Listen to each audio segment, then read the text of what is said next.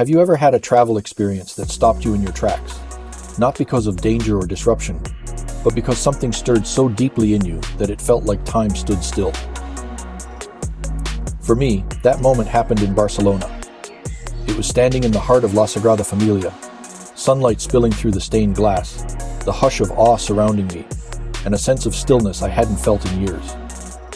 It was, without exaggeration, one of the most spiritually moving moments of my life. And yet today, many travelers are asking whether Barcelona is still a safe place to visit. Headlines speak of protests, graffiti, tension in the air. Anti-tourism sentiment, some say, is on the rise. But how much of that is noise? How much is nuance? And how much is real risk? Stick with me until the end of this video, because I'll share a surprising truth about Barcelona that may change how you think about travel safety and where the real threats to your trip might actually lie. Let's unpack this with clarity and honesty. Barcelona is one of Europe's most iconic destinations.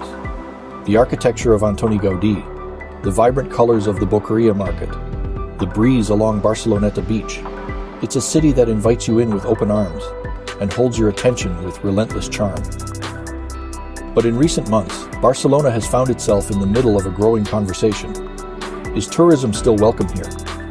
You may have seen images floating across social media, banners telling tourists to go home, graffiti sprayed across walls warning of tourism kills the city, and groups of masked protesters targeting hotel entrances and restaurant patios.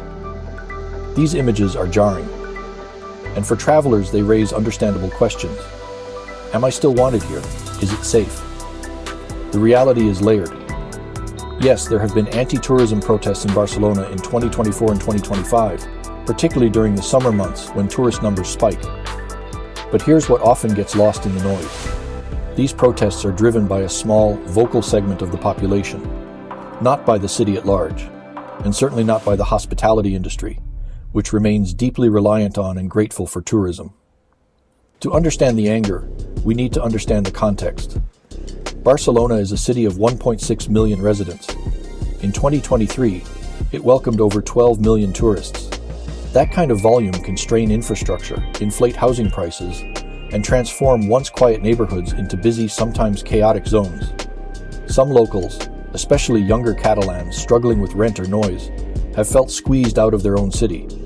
And for them, these protests are a cry for regulation and balance, not necessarily a personal attack on travelers. In fact, many Catalans will tell you they don't oppose tourism itself.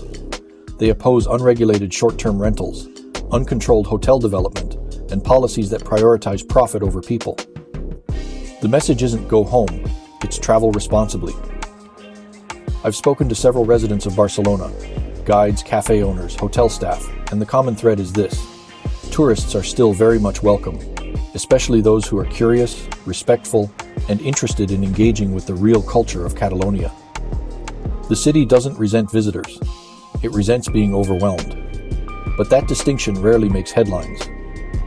What you won't often see captured in sound bites is the warmth of a Barceloneta fisherman sharing his story, or the smile from a shopkeeper in Gracia who thanks you for trying your Spanish.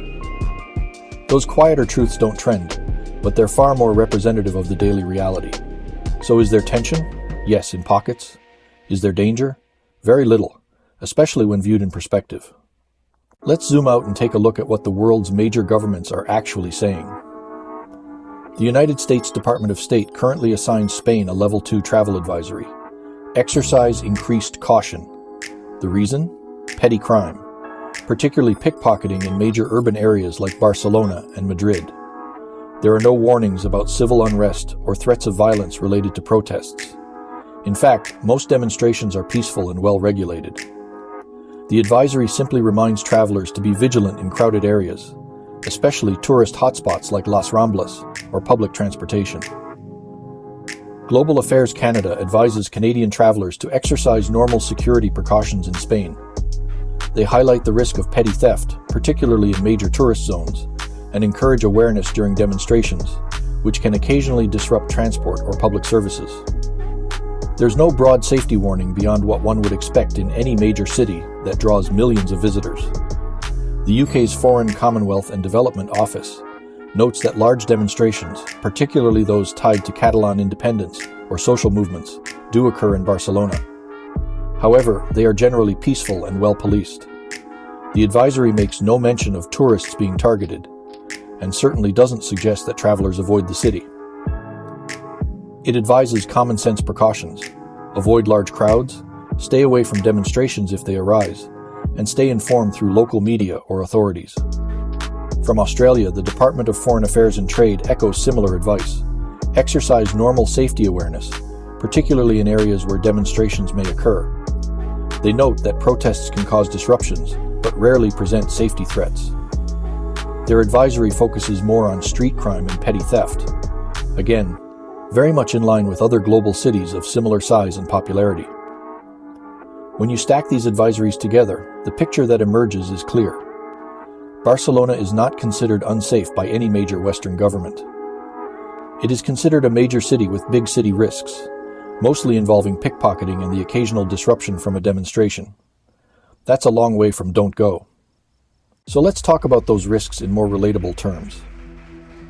Yes, Barcelona has a reputation for skilled pickpockets. Las Ramblas, the metro, and some busy cafes can be hot zones. But I'd argue the real danger in Barcelona isn't political. It's letting your guard down in the excitement of the moment. A dangling purse, an unzipped backpack, or a phone left on a patio table. Those are far more likely to cause problems than any protest ever will. The protests, when they do happen, tend to be well organized and symbolic. A handful of activists might hold a banner or chant slogans. Sometimes a larger group will march through Plaça de Catalunya or the Gothic Quarter. But police are present, and violence is extremely rare. Tourists are not the target.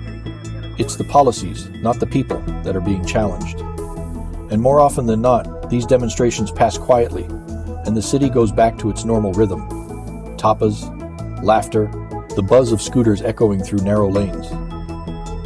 If you're wondering whether you should delay or cancel a trip to Barcelona because of protests, I'd say this: be informed, be respectful, but don't be afraid. The heart of the city still beats strong. The art, the architecture, the food, the sea, they're all still there, and they are still deeply worth experiencing. I walked through Park Güell just last year, and everywhere I turned, families were smiling, kids were running, travelers were marveling at the mosaic dragons and winding paths. I watched locals greet one another with kisses on both cheeks. I shared a conversation with a taxi driver who proudly told me about his son starting school in Catalan. That's the Barcelona I experienced. And that's the Barcelona you're still likely to encounter. Travel, after all, is about connection, not avoidance. Of course, as a safety professional, I'd never tell you to ignore your instincts.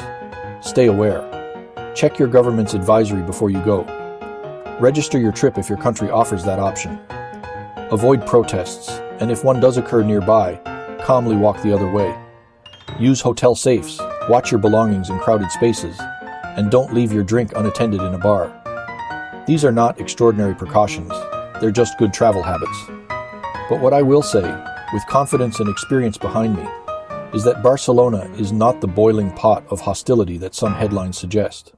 It is a city asking for balance, not abandonment. And now, as promised, here's that surprise I teased at the start. Despite the protests and public noise, Barcelona was recently voted one of the top 5 cities in Europe for overall visitor satisfaction in an independent global travel survey. That's not marketing spin. That's the voice of millions of travelers, people just like you, who came, saw, and felt something special. Even in the midst of tension, the spirit of Barcelona shines through. So, is it safe to travel to Barcelona? Yes. If you travel with care, with curiosity, and with respect for the city and its people, Barcelona will reward you tenfold. This is Stephen from the Travel Safety Network. I've spent over 27 years traveling the world, training professionals in risk awareness, and helping everyday travelers move confidently across borders. I believe that travel, done wisely, is one of the greatest freedoms we have. If you found this video helpful, please like, share, and subscribe. I'd love to hear your thoughts in the comments, especially if you've traveled to Barcelona recently. What was your experience like? Until next time, stay smart, stay safe, and keep your passport ready. There's a world worth exploring, and Barcelona is still proudly a part of it.